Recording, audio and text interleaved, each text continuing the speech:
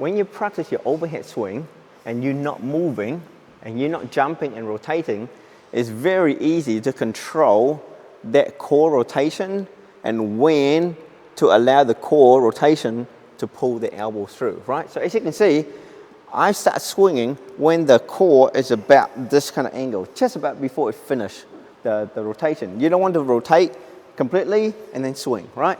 It's about here, okay?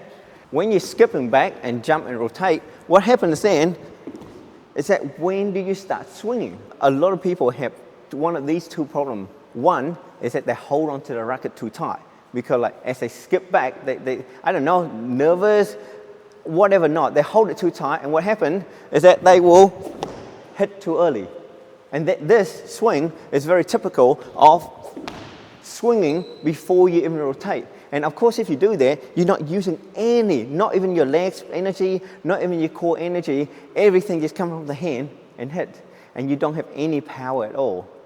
The other problem that people tend to do is that they will swing too late, right? So quite often, they say, okay, I need to soften my hand, don't use my hand too much, I need to allow my body to rotate. So what happens is, they will then hit right when the body is almost finished at full rotation and come through, and by then, most of the energy is lost already, okay? And one of the reasons why is, if you're gonna do this at home, you try this yourself, if you just allow your elbow to come up, okay? Don't do anything with the hand. Now you watch, when I rotate, naturally, the elbow get pulled through right at the end of that rotation. But you don't want to swing there. You want to swing about here, which means as you rotate, you got to teach yourself to swing earlier before this rotation finish. So by the time this rotation finish, you can concentrate on using your legs to come forward. And this is something that you have to teach, right? So that was the rotation before, right? So as you can see, if you rotate too late, you're gonna hit like this. Yeah. Do you know what I mean? And this, trust me, I got videos from the previous sessions that we've done with him. And when I look back, and it's just like, how does he swing? This is not a swing at all. Like, it's impossible to square up. And that's the problem when you swing too late. You over-rotate, you swing weird, you don't have any power, right? Yeah. So which means Joe now has to learn to notice when that core is about that position. Right, so let's see if he can do it. Much better. Trying to swing forward, not out to the side. Nice. Trying to move forward the moment you land. Good. Beautiful. Nice. Good. Beautiful. Yeah. Before we finish today's session, I'm just going to feed him a few shuttles.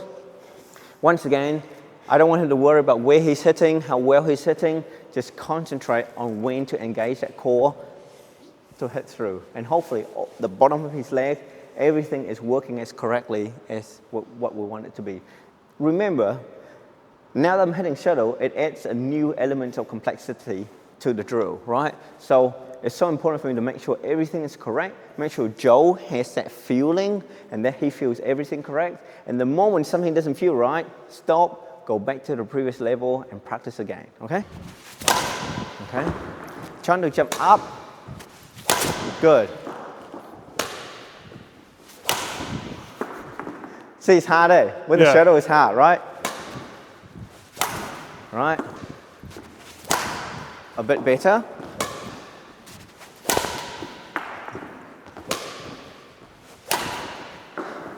And it is hard with the shuttle. It's just like golf. You can do a beautiful swing, but the moment you put a golf ball in front of you, your swing turns horrible. And it's just the same as like badminton. It is hard with the shuttle.